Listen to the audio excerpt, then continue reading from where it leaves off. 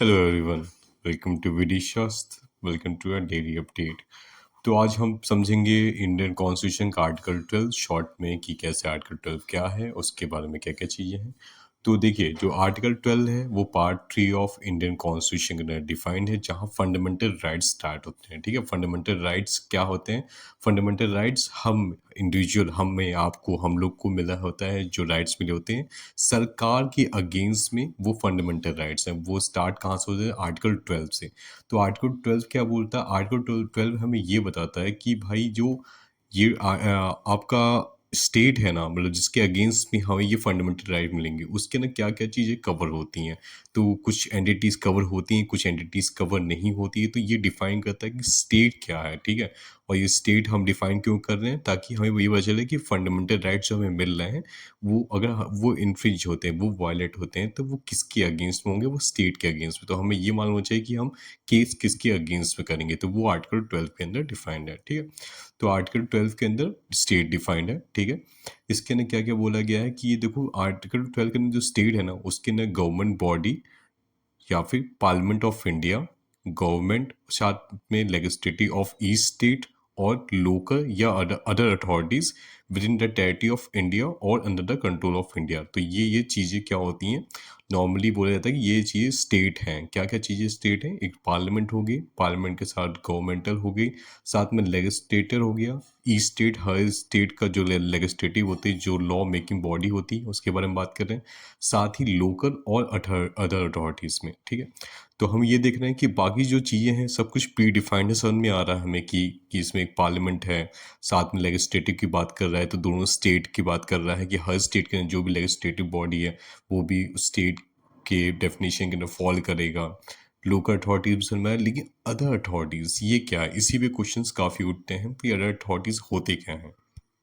तो ये other authorities जो हैं वो एक्सप्रेसली कहीं पे कॉन्स्टिट्यूशन में डिफाइन नहीं किया गया कि ये अदर अथॉरिटीज़ में क्या क्या बॉडी, कौन कौन सी चीज़ें हैं जो स्टेट के डेफिनेशन में फॉलो करेंगे। तो जब कोई भी चीज़ एकदम क्लियर डिफाइन नहीं होती, तो ये सब काम जो होता है कोर्ट्स के ऊपर छोड़ दिया जाता है कि आप इंटरप्रेट करके इसके हिसाब से बताइए कि ये अदर अथॉरिटीज़ का स्कोप क्या है, इसका विथ क्या है, कि ये कहाँ तक एक्सपेंड कर सकते हैं, कौन कौन सी बॉडीज़ में कवर कर सकते हैं।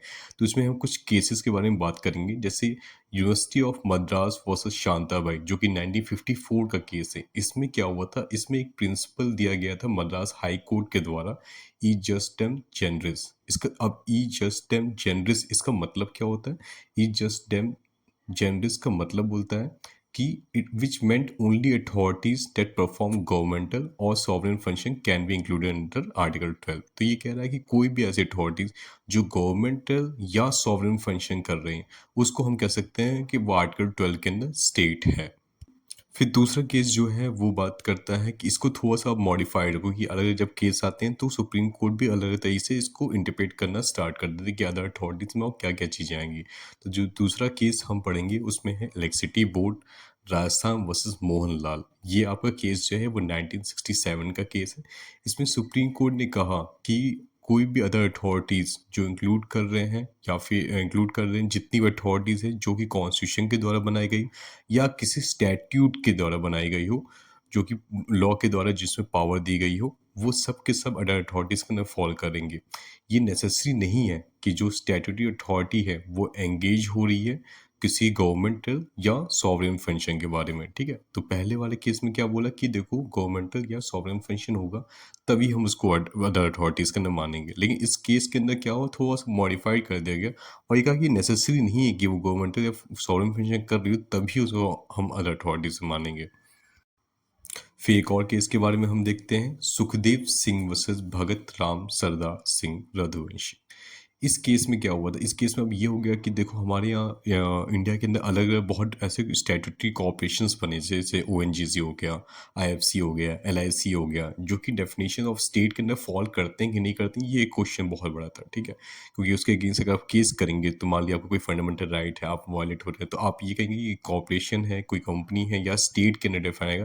तो इस क्वेश्चन के अंदर सुप्रीम कोर्ट ने डिफाइन किया कि ये तीनों जो ओ एन जी सी है, आई एफ सी और एल आई सी है, ये तीनों के तीनों स्टैट्यूट्स के द्वारा बनाए गए हैं। और स्टैट्यूट्स में एक बाइंडिंग रूल्स एंड रेगुलेशंस होते हैं जो कि सब्जेक्ट होते हैं परसुएसिव गवर्नमेंटल कंट्रोल, मतलब बेसिकली गवर्नमेंट कंट्रोल कर रहा है इसे, गवर्नमेंट के द्वारा ये लॉ लाया गया, गवर्नमेंट के द्वारा ये स्टैट्यूट लाया गया, उन्होंने इसको पूरा बाकायदा पास किया, तो इट मीन्स कि ये जो तीनों बॉडीज़ हैं वो भी अदर अथॉरिटीज़ के अंदर फॉल करेंगे। तो हमने देखा आज की अडल्ट अथॉरिटीज़ के अंदर क्या-क्या चीज़ें फ़ॉल कर सकती हैं और इसके अंदर और भी क्या इसके स्कोप है।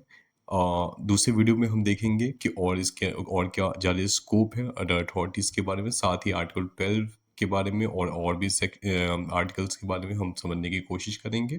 तब तक के लिए आप विदिशा को फ़ॉलो करते रहें। Thank you so much.